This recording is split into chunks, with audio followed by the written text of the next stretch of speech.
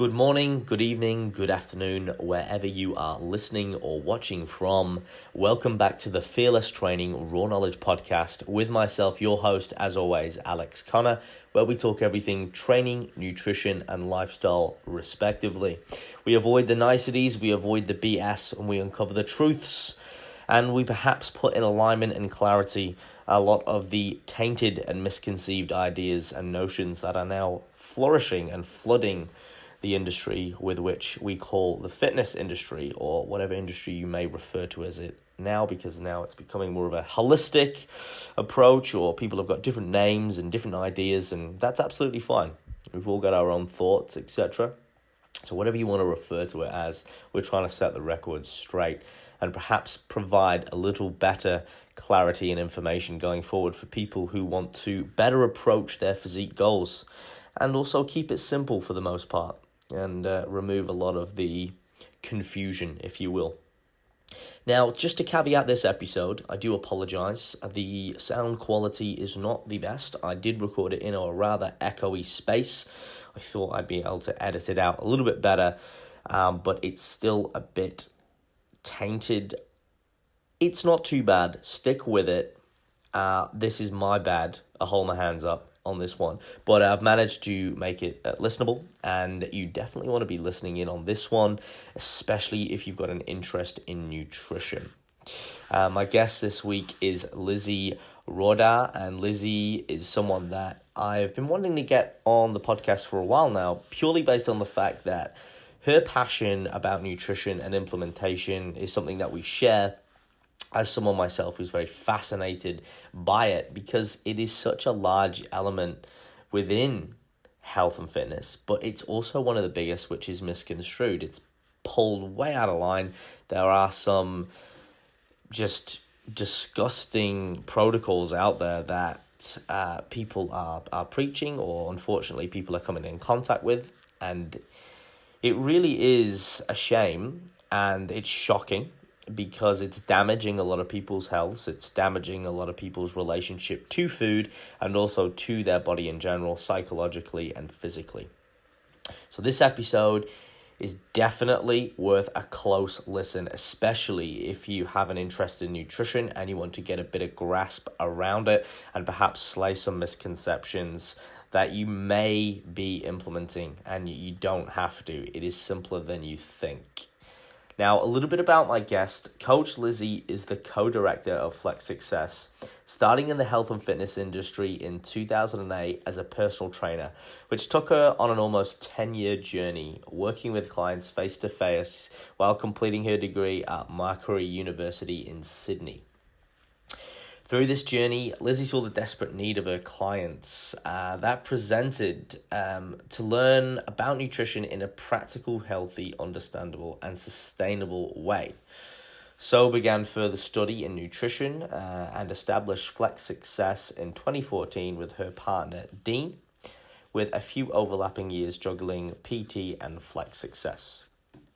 The rest is, as she says, history.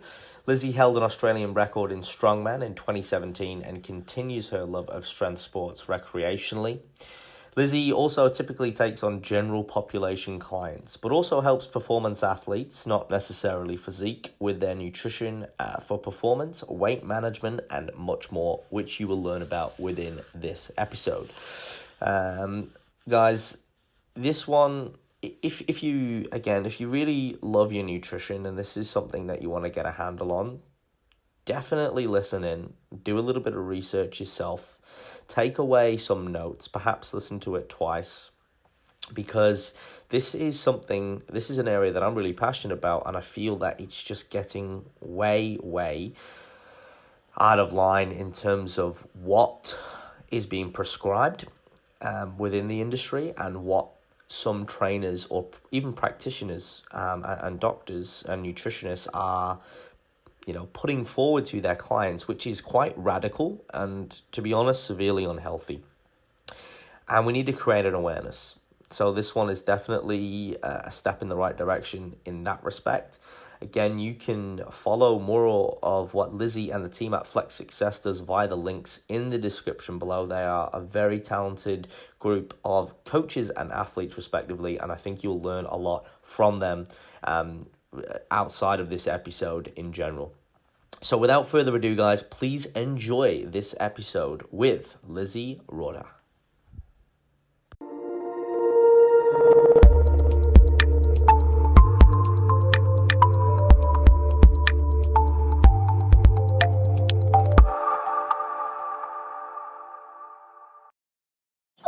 Lizzy, welcome to the Fearless Training podcast. Thank you, Alex. Hi, everyone.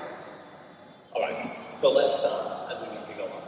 So, give us a bit of a rundown for those who are not aware of who you are, training, what you do, why, your background, how you got into it, etc. Okay. Give us a bit of a rundown. Ooh, let's start. So, my name is Lizzy. I'm the co-director of Flex Success with my husband. I hate using that word. It makes me feel very grown up. So my boyfriend that I married, we are partner. Soulmate. Oh, I don't Wouldn't go that far. Do I believe in soulmates? Another counterpart. So we run Flex Success together, and we're a team of 6 coaches that work solely online and sort of scattered throughout UK, Germany, all parts of Australia. And our clients are mostly in Australia, but also scattered as well. So my background, I started as a personal trainer in 2008, early 2008. I got into the gym because, I don't know if I've told you this before, but I used to take a lot of drugs. And I was really unhealthy. No, I didn't know that. Well, there you go, now you know. Yeah, and then I guess I saw a crossroads. I could either keep doing that and then turn out like everyone else I was hanging out with, or I could start making a change. So was it more recreational, like, because you were in the party scene? Like, oh right, it wasn't performance enhancing drugs, so it was like party drugs. Just to do contact. Yeah, like yeah. I can still claim natural athlete if it's just cocaine, right? Right. Well, yeah. You have to get shredded. That's true. No. Alex, would you have something you'd like to say? My name's Alex, and I'm Melbourne. So I started, one of the changes that I thought I could make to my life was taking less drugs, but also going to the gym and doing what I thought at the time to be a healthy habit, which I do still think is a healthy habit. And I really liked how it made me feel, maybe not at first, but eventually I had something to look forward to and some goals to set, and I felt accomplished. And that led me into being a personal trainer. So I started that at the age of 18. Yeah, at the age of 18. I'm turning 30 in 2 weeks. So I did that for a little over 10 years. Before this podcast, you and me, Alex, we had a discussion about personal training setups and rent within a gym. So the last 5 years of my personal training journey, I managed a corporate studio, we'll call it, and there was no rent. It was fantastic. We didn't take a cut. It was like the perfect setup. Brilliant. Isn't it brilliant? That's ideal. Yeah. If you will. It is ideal, isn't it? Unless you move states and you no longer work there anymore. I was sensing a butt. Anyway, so I became a personal trainer, and throughout my time, I obviously was focusing on exercise and talking to my clients about the session. So we're doing this exercise for the following reasons. But then I realized that change is more than what happens in 1 hour session of the week. It happens in your stress management, your sleep, your hydration, your nutrition is a huge one. And people sort of looked to me as the master of all things. I'm not a chiropractor. I wasn't a nutritionist at the time. I'm still not a psychologist, but people sort of asked me for a meal plan and for this and for that. And I said to them, look, that's outside of my scope. Why don't you see someone else? And they would come back to me like, oh, I saw a nutritionist and they told me to cut gluten out of my diet. Or I asked my doctor and they gave me Duramine. And all of these really horrible prescriptions and advice were being given that were not only not helping my clients, but harming them. And my boyfriend that I married was working in sports supplements, and people would come in saying, hey, I want a fat burner. And we know that it's not as easy as just like taking a fat burner or taking Duramine or removing gluten.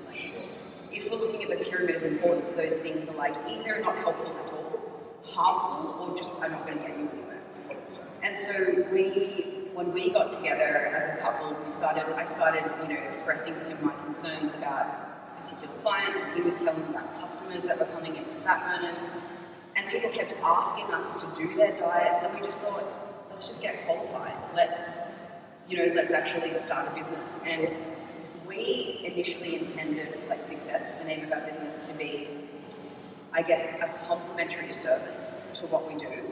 But it ended up just becoming so popular and so much demand, and I could see that I was making so much more impact on people's lives through focusing on the nutrition than I was just doing a 1-hour session with them, or he was selling them fat burners, that we ended up leaving our jobs, and now Flex Success is our full-time job. So we have a huge focus in the team, not just me and my clients, but the rest of the coaches and the clients, on education. Because our end goal is to make ourselves redundant. We can easily get results, like anyone can lose weight. The hard part is keeping weight off and doing it without going insane. So we focus on education because we want to make positive, permanent change. Yeah, and get people loving their lives and their bodies for more than just the after photo. It's not about doing a 10-week challenge or a 12 or 15-week challenge and then getting fat again after that. Because if that happens, even if I get people results initially, I've failed. Because my job is to get people results and keep it. Obviously, it's a different can of worms for the flex coaches who do comp prep. And for listeners, when I say comp prep, I'm talking about physique preps here. We do other comp preps like powerlifting and boxes, for example, but for physique, as you know, as a competitor yourself, the goal isn't to get to 6% body fat or whatever the goal is and keep it forever, because that's unrealistic, unhealthy, unmaintainable. So I'm talking about what we call lifestyle or general population clients here when I talk about permanent positive change. But even for our comp prep clients, physique comp prep, which is not what I do, we require a minimum 1 month coaching after the prep is over, because we know that's the riskiest time for people to binge eat, get fat, they're primed for fat gain. Psychologically and physiologically, So we definitely help people out of that slump to, maybe they start here, they get to here, and you want to finish in, worst case scenario with the same body that you started out in when it comes to comp prep, which is a huge feat for some people, not to get morbidly obese. So we really focus on education and long-term change. There's definitely some people who, regardless of all the education and all of the tools that we give them, still really struggle because I think they have maybe unrealistic expectations around what they're capable of in terms of, getting the work done, or they watch The Biggest Loser and think, oh, cool, so I can lose 3 kilos every week, and anything less than 3 kilos is a failure. And so then they start talking to themselves like, you failed, you're a failure, you're the type of person that emotionally eats and stuff like that, instead of changing that self-talk and aligning their expectations more realistically. We've learned over the years that setting up realistic expectations and having those conversations in the beginning is a really important part. Sure. Yeah. That's fantastic intro. Thank you. A multitude of very important points there, which I want to dig into, and we'll go through them sequentially. Okay.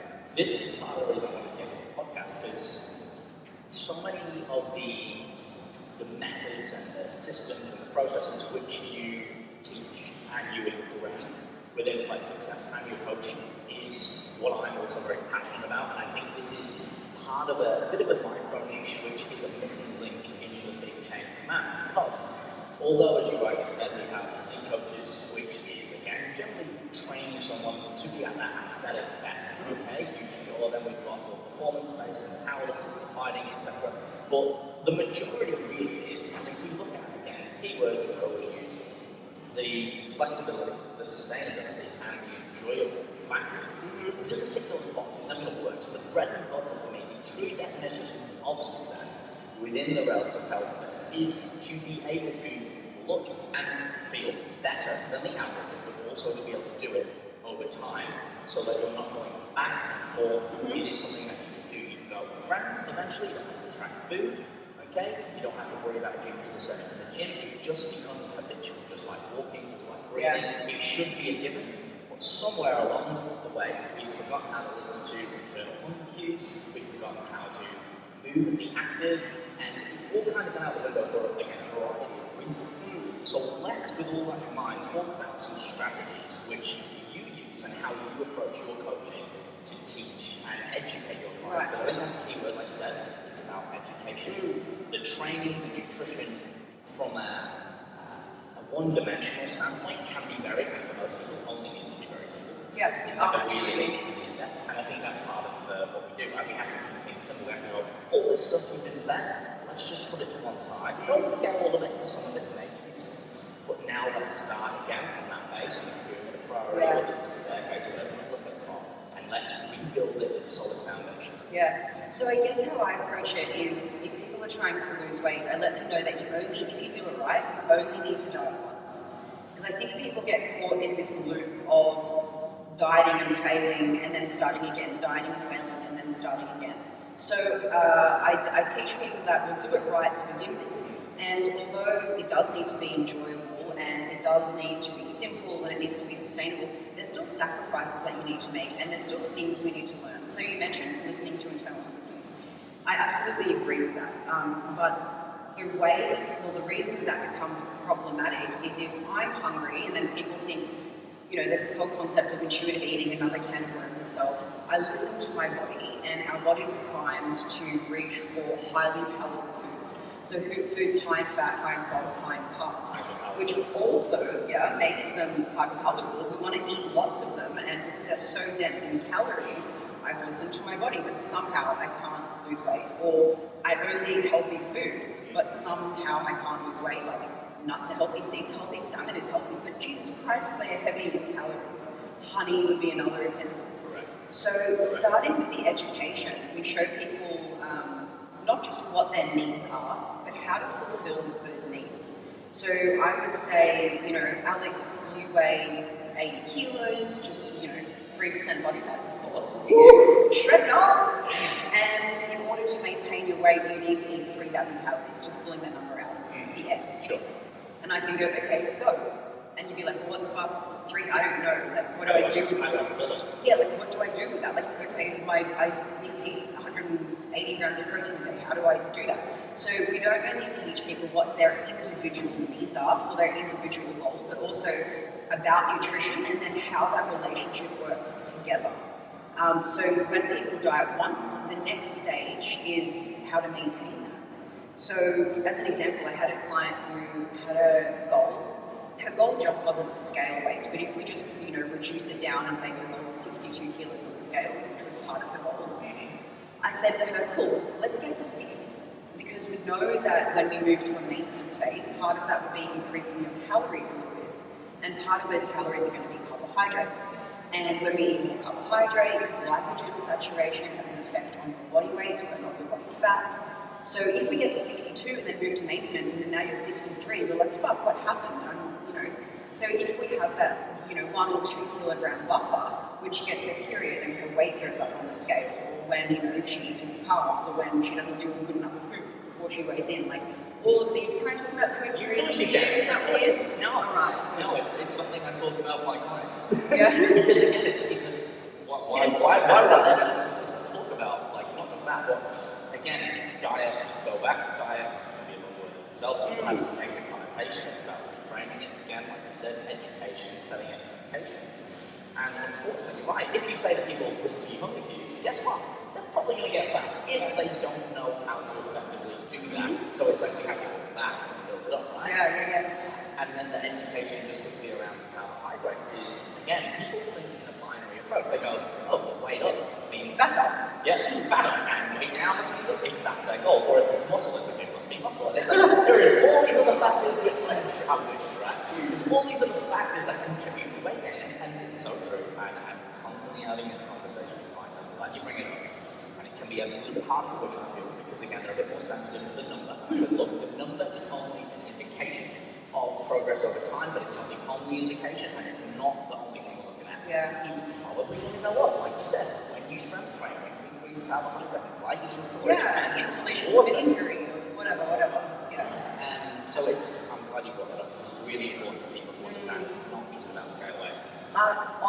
topic of scale weight, we have, for our one-on-one clients, collected data over the week, and one piece of data that we collect is their scale weight. And we ask them to do it first thing in the morning, after a poo, if they can, and before food. Because then we're just weighing, empty bowels, we're just weighing consistency, right? Same time, same place every week. Yeah, absolutely. It gets hard when people travel, and that we can find some ways around that if we can. But we look at the weekly average because we know that there's some natural, normal, healthy fluctuations in body weight that occur.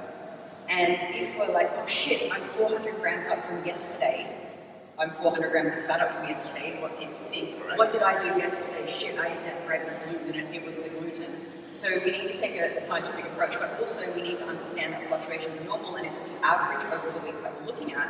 And even if you did everything right and maybe weight didn't change that week, you need to be patient because things don't happen quickly.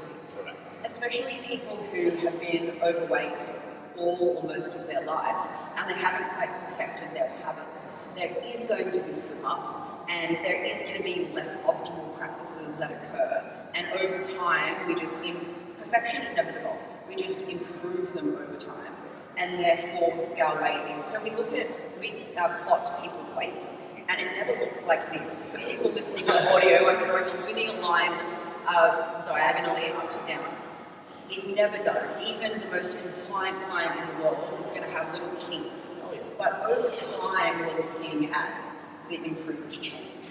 So some females, they just still freak out about the scales. And even though we've explained all of these things, they attach their mood and their self-worth to the scales, which is really unfortunate. So we just don't use the scales anymore, which is hard for me because I need to know how your body's being affected. But if I know they're, banging their head against the wall and they're just going to go insane, it's better that we just use something else, like photos every 4 weeks at conferences. How do you feel? And trust the numbers. If they're more compliant to the plan, science tells us, the first law of thermodynamics tells us that they should be losing a percentage of body weight per week, for example. And I also would stress to anyone listening that just using body weight alone might not be the best method, regardless of the goal. Looking at how's your progression in the gym, what are your stomachs, like pinch tests if you're lean enough. Exactly. Yeah, but pinch tests, do you do pinch tests with your clients? I do, but this is something I was going to delve into. Yeah. Again, it's about not bastardizing one element, because like you said, people get up, okay, well it must have been that, they attach it to this, and it's like, again, it's not the one thing that had the result of this effect. And I also think, again, about setting expectations, and I really like the way you're explaining everything, because it's very similar to how I like to approach things, but more importantly, I think the way a lot of the cutting edge and some of the best practitioners, in my opinion, in the industry are approaching getting results as well. So this is really great in that respect. But then also, what you did 2 weeks ago is kind of what you're seeing now per se. It's not what I did yesterday, it's like I can get up and go, I look leaner, what I did yesterday affected that? Yes and no, but not really. Again, it's always a delay answer, and then we've got to say, well, the scale doesn't matter.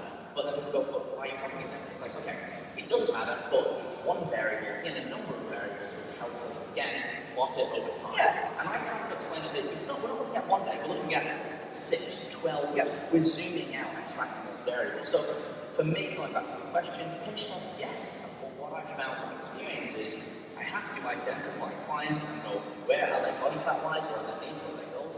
There's no point pinching someone at 30% body fat. Correct. It's like skin folds, I do for leaner people, more physique athletes, then it's either girth measurements or sometimes it's just progress pictures. But I always track one of those elements in alignment to body weight, progress pictures, and strength. Perfect. So it's like, hey, what is our volume doing over time? It's increasing.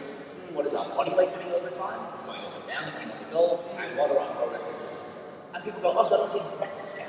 And this is another kind of one. Oh my God. Like, no. Because if I just have big stories about DEXA scans. And I'm like, I can manipulate your weight 3 times in like 3 goes if you want. Absolutely. But I'm not saying they're bad. I just think they set unrealistic expectations. And unfortunately, then once again, give people the wrong mindset and misconceptions, and then once again they're confused. It's like, we don't need fancy tests. Let's just do the basics. You tell me, if you look in the mirror after 12 weeks and you can physically see yourself as better, you're better. Yeah. Right? If you've got shreds in your glutes, you're shredded. If you look down and you can't see your feet, you're probably overweight. Let's face it, right? Yeah. Like, at the most extreme example. No, absolutely, yeah. So, God, I have so many examples of everything you said. No, this is good. Keep using, by the way, the anecdote of the real life. Yeah. I think it's good because people listening can relate in terms of, we're talking about real people and everyone's going to have a different story, a different journey. I'll give you one about DEXAs and I'll give you one about bodyweight. So Alan, who is our natty... Alan Mount. Yeah, yes. One of our Flex Success coaches who does natty physique preps. He has a couple of clients who wanted to lose fat and gain muscle, which is a tricky thing to do simultaneously, especially when you're natural. Yes, and especially when you're not. Damn it. So he, sort of split those goals up, and 12 to 18 months later, they weighed the same, and they were expecting to not weigh the same. They were expecting to weigh more because they'd gained muscle. And so when Alan compared photos and then shared them with the team, holy cow, they look like different humans. It's because they spent a while in a small surplus, gaining, 200 grams a week or so on the scales, making sure that their program was optimized. And then they went through a fat loss phase. They ended up at the same weight. And if you just tracked scales, you've done no good.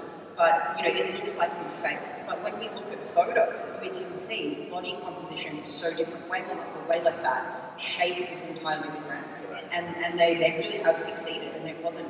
So some people, when they want to gain muscle, they think, cool, I want to gain 10 kilos, and that's just the goal, it's just scale weight. And some of these clients as well, they had those particular goals, but Alan, being the experienced coach that he sort of helped them he didn't set the goal forward, because that's never our goal as a coach, but he realigned their expectations of, what might be a little bit better. And which I think is really important. Yeah. Because you don't want to shoot people down, but at the same time, you don't want to sell them a dummy. Because they come to you and go, cool, I'm employing you, I'm hiring you to help me achieve X goal, I want to lose. And they have these, again, especially women, they're like, I want to get down, I know when I'm this way, I'm like, okay, that's good. I'll be happy when I'm at that way. Yes. No, don't say that. And let's not get into the happiness of that. But it's like, it's about, not saying, no, shooting you down. It's like, okay, why do you think that? Let's talk about that. Yeah, and okay, so if we know this, and this is, setting expectations, and they go, so perhaps this is oriented as this. But once again, it's about educating people going, hey, there's always multiple factors which align and equal success in whether it's business, whether it's relationships, whether it's training. It's never just one thing. Yeah. But we have, I don't know whether this is from social media or instant gratification, but now it's people always after, when I get this one thing right, when I get this car, when I get this house, when I get this woman, when I get this result, I'll be happy. Or if I just get this, or the multi-level marketing, why it's so popular. If I just do this, if I take this, it will be that this is the thing that's missing from my life, and that is such a dangerous mindset. Yeah, absolutely. Because you will always be disappointed. Yeah. So I like that. I just listened to this, when I say listen to this book, I started using the, what's it called? It's an audiobook app, it's orange, it's called Audible, yeah. So the book from Some Live Giving a Fuck, the same author did a book called Why Everything's Fucked. And so I just listened to that book on Audible, and he speaks about a group of psychologists did experiments where they had a group of people, I think this was back in the 80s, so they gave them a pager, which was, advanced technology at the time, and they said, every time your pager beeps, I want you to get out your notebook, I want you to write down what you're doing. So cooking breakfast, at my kid's soccer game, doing a crap, whatever it was, and I want you to score back to it always comes back to me, Alex. And score their happiness on a scale of 1 to 10, just their subjective opinion of what that was. Yeah. And they found that most of the time, people scored themselves a 7. It was always a 7. Maybe their mum just died and it went down to a 3 momentarily, but it came up to a 7. Maybe they just won the lottery, it went up to a 10, but it came back to a 7 momentarily. So this study showed that people are always pretty happy, but they're always a little bit dissatisfied. So regardless of, you've been very lean before, I've done a comp prep as well, I know that when you hang on, I'll be happy when, problems outside of your body weight are still going to occur. Your life doesn't change because you're leaner. You might feel more confident, but then the caveat to that is you might feel more hungry more consistently. Yeah. Or you might have more limited food choices. There's pros and cons to everything. There's always something in life. It's never smooth sailing. No. So 99 problems to get shredded egg one. Yo, I've always wanted to say that. Which is such fans. That was great. I know, right? So I, as well as being a coach, also run a business as well with lots of clients. And Generally goes hand in hand if you're going to read it. yeah, I think so. And so my to-do list is very long all the time. And I think like, oh my God, I'm so stressed. I've got so much to do right now. When I get through this to-do list, I can relax and all my problems are going to go away. And I get through my to-do list and then it fills up again and then I have more problems. So I've recently come to the realization that it's not about getting through the to-do list, or it's not about solving this problem and then you'll be happy, but it's about getting comfortable with constantly problem solving and just sort of thriving in the environment of like being awesome at being happy even when there are problems, or even when you are a little bit chubbier than you want to be while you work on it. And you'll still be a 7, but maybe a leaner 7. You know? Yeah, I like that actually. You should listen to the book, it's good. It's actually on my to-do list, Yeah. or to read list, because Andy Morgan, you know, from Rip Body, Don't. he posted it yesterday, and he's like, muscle.